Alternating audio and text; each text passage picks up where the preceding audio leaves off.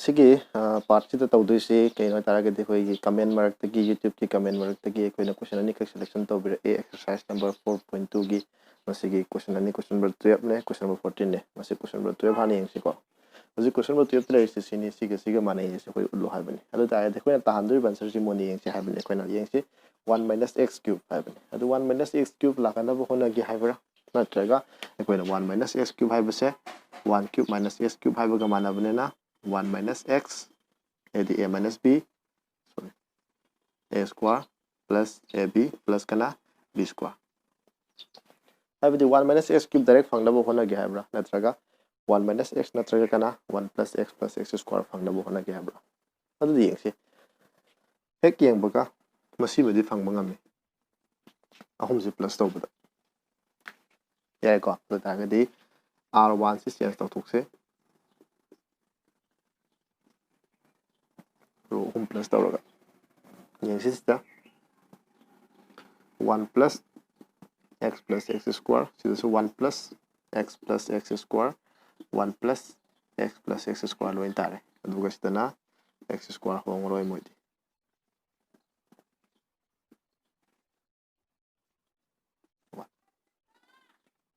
सुमाइले यारेको सा अदो रगदि हौजि यंगसि अहान बगी फर्स्ट रो सिदा अखोइ केदोबा अखोइगे 1 + x square से कमन लौबा यारे अदु तारगदि 1 + x क्या लेसे x square से कमन लौथोक्रदि क्या लेमोरे 1 1 1 लेहौरे अतैदि होंगरोय x square 1 x square 1 सुमाइले यंगसे सिदगी मखा कै की फंगबा याय हेदो यंगसे बको हौजि यंगसे अखोइसे 1 - x अमु फंगदबो होनसे हाब अदु 1 - x से सुमाइना फंगब्रे यंगसे सुमाइन तौरगा सिदगी सुमाइन तौसे अखोइगिसे सिदगी सि खाइदोकपा सिदगी सि खाइदोकपा माइनस तौसिको यंगो सिददे अखोइ तौदि केदोबा सी ओके सिदगी खाइदोकतोइनेको c1 चेंज तौदोइनी दगी c2 सु change तौदोइनी तमाइ तौरगा c3 खाइदोगा c1 - c3 c2 क्या c3 मरम दे 0 तारे अदि 1 - x लाकपगी चांस लोइ लेरे मसे खाइदोकांदा यारेको से यंगोदि कै की लाकेदो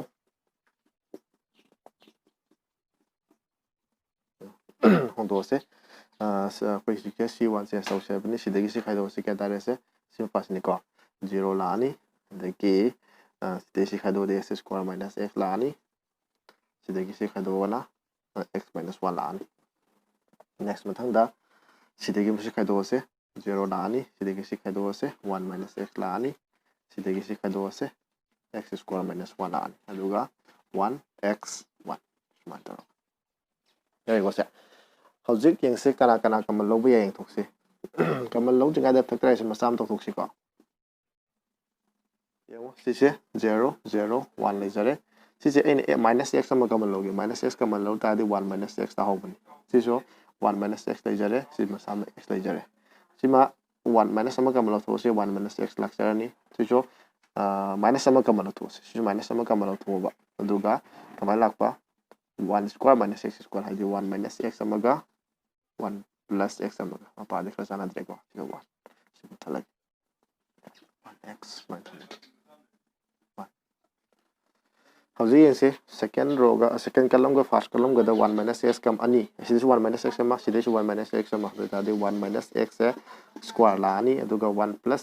x + क्या x square अदु बतम ले मोदिसे 0 0 1 अदुगा -x 1 सॉरी सिदा 1 लेमौरनी सिदा x लेहौरे सिदा -1 लेमौरनी सिदा -1 + x लेमौरनी अदुगा सिदा 1 स्माइल हौजिक अरोइबे स्टेप यौसिलाए अरोइबसिदि सिदा 0 ngakta ngairabnina फर्स्ट रो से अदुदि एक्सपांशन तौरसे फर्स्ट रो सिदा फर्स्ट रो एक्सपांशन कमाय तौगदे के दिंगसिको यौ equal to 1 - x whole square 1 + x square first row expansion तौबा इदि 1 थमसे 1 सिदि थमद्रसु यारे अदुदि 1 की पोजीशन जी मतुंगे माजे पोजीशन तजरनी दुगा सिगा डिलीट तौरे लौ तारे खयदुदि अनि सि दु तौरसे माइनस प्लस लाक्सरनी सि दु तौ मतमदा x + x square x + क्या तारे से x square next mathang da mu minus laktoi ani si kya tare -1 adi minus amaga kya tare se +1 adu tare di yeng se 1 plus x square ni suraba adi 1 minus x whole square ama 1 plus x square whole square siguma ni suraba na adi makhoi ni se square kamal lo matam da 1 minus x whole 1 plus x square gi apun bada whole ke lani square ani adu tare di Hojiki si manung si kana gamane ya ba jadi 1 cube minus x cube ki formula si sine ai ko tadi 1 minus x cube tare manung si ai ko se duga whole ke lani square man taroga proof to ga da ya ni ko se ha bi oni si aroi bi si 1 minus x si mak ta si po si ga mane ha bi 1 minus x cube pun bi kai la kare square ma kare man taroga ya ko se China question number 14 next mathang question number wali sorry I guess question number 14 nati question number 12 hoy gadam ya ko the next question number 14 na mo yeng 14 dana kari haide mo yeng ko yeng question number 14 na si haide si mana no haibani yeng sidu kai kai tawbi ai haide ko yeng tok se ko yo ai ko jik si ta handu si di tam hutene ko fono hon do si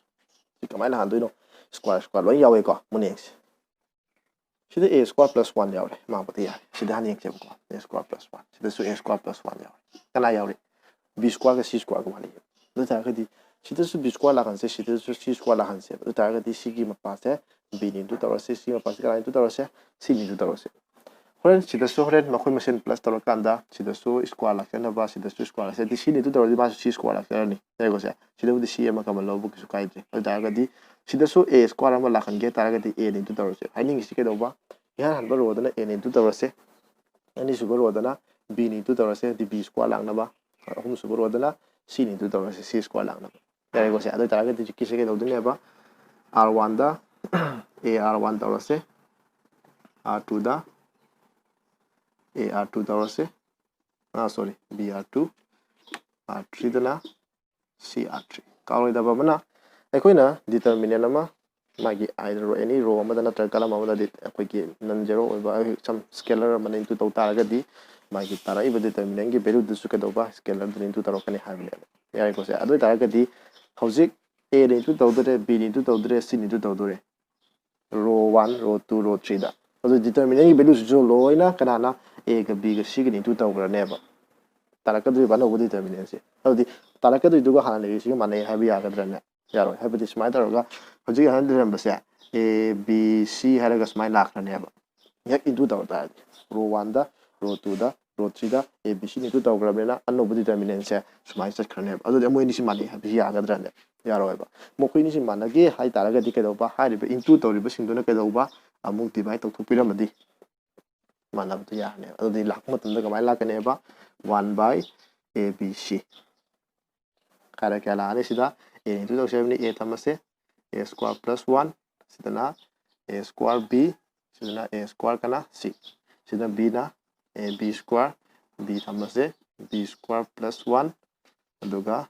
b square c sidana c square a c square b c hairaga c square plus 1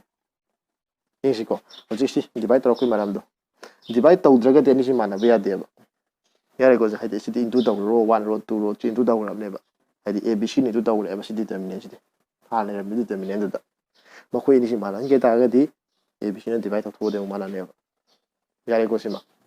hojik yeng se sigi makha ta ba nom kre ki to bi ya de si mathak sin de mathak ki ko hana akhoi gi ke do ba a square b square c square s smile han doi ni 1 plus a square plus b square plus c square la han doi ne ba yeng di sida b square c square la kana farak ta a farak ta bi si ro sida ba kalam sida da ga di sida a kamal to se sida na b farak ta b kamal to se sida c farak ta c kamal to se da ga di taking ke do se ba taking a b c kamal to se ha ne ko from kana da gi no c1 c2 and kana c3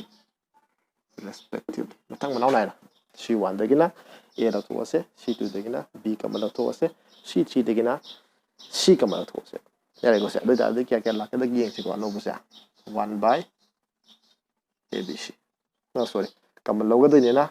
sidagi a thola ni sidagi b sidagi c adu da ga diskelani abc laksarni mamang ma khagi abc di hana le jare ko mathak ta laisina kamal lobagi abc laksarni adi sidagi a kamal lobagi kya le hore a square plus 1 ama b square ama c square ama sidana b kamal logre a square le hore b kamal loradi b square plus 1 le hore sidana b kamal loradi c square le hore sidana c kamal lodini a square le hore deki tunda b square le hore aduga c square plus 1 suman tuga lem hore yare ko sa sina kan tamsi hauji yengse maka si mu kari ri ora pe ai haibu do mi mi na se ko adu di yengse sidi cancel sak ki yare ko mo ni sida hauji akhina pami ba 1 plus a square plus b square se makoi hum ju loina plus to bada na ta jai adu ta ide ke do ne ba r1 se change to se r1 plus r2 plus kana r3 ta ka adu di yengse ko equal to jadi 1 plus a square plus kana b square plus c square tare c 1 plus a square plus b square plus c square tare c moi hum plus tawati 1 plus a square plus b square plus kya c square aduga te isina kya tare basina b square lejare b square plus 1 lejare b square plus mitanga c square plus 1 sumare sigi makha ta step to the first row dagi 1 plus a square plus b square plus c square kamal lo yare sima nathang step tare yare ko sa adu yengse nathang step to namu kai la ka dagi dum yeng min si ko sida adu raga di object se ke do ba equal to 1 plus a square plus b square plus c square kamal lo to e le mo si kya le mo ba 1 1 1 siduna b square plus 1 b square c square plus 1 haina sumana picture gane determinants yare ko sa hauji amo khoi di property pan ba ya ba khara pale ekoina pami ba kedo ba a1 plus a square plus b square plus c square so phangbadi ngamne makha ta ba si expansion to do mangare phangninga ti leitre ba the expansion to buda satlam expansion to so no yare kai zero yam yahon da ba hona 7 adu ta ga di khoi kedo ba ani zero set ke ba hona 7 ani zero set kina ba adani zero set ke ta dai sidagi si khaido ani sidagi si khaido ani yare ko sa adu ta ga di c2 se c2 dagi c1 khaido ani c3 sina c3 dagi sorry c3 dagi c1 khaido ani nei si ko sida kai hongla ke do 1 plus a square plus b square plus kya c square yo c1 di hongroi 1 b square c square khaido ase 0 tarani si khaido ase 1 le horobra si khaido ase 0 sidegi si khaido ase 0 ta jare sidegi mu si khaido ase 0 ta jare sidegi si khaido ase 1 le adu di hoje koi first order expansion to ba yare yare ko first order expansion to ase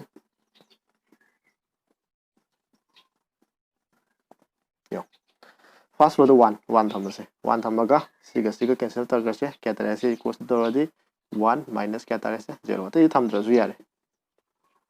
adu de si manu kya ta 1 ta 1 ta di 1 plus a square plus b square plus kya tare ba se c square so tare yare ko ja aduna ai si koi ki white box chaw to banena chaw ro su ko su chaloi mai koi pulap boina so taw lai bu chaloi kar mu thok mu tat su ya gre aduna kitang hanjin laga wera su kai ba koi pali pa processing ji kari no properties no kari no dagi ma si kamai tawga kari banam gi plus tawrei ba kari banam gi a b c len tu tawraga kai ge mu a b c na divide tawraga man hali ba ka hai ba king sai hai gi pasing do madu hakata koi gyan ta ba ngam ga ding ngam daga de hakata koi gi man hangkat laga ta kar hangkat laga dum han yeng biu madu di gyan ta kare na khadi sunne question ani khakta ne si video di sem jari se yare ko sa masi tawraga koi gi se koi comment dagi pibra question ngakta ne ko adu makata badi koi gi part kya bu tha khre part khra tha khre part 4 bora gram tha khre ne makata part 5 ka part 6 ka do ya matu bi ta tha gala ge masi gi exercise ki ba question ani se ya maro ba question budi koi moina selection to bi dai se masi ta yeminaraga matang asida koi ngasi gi ba part hai tare ko part masa ma khane exercise ki masi losin na ba hona jarage thank you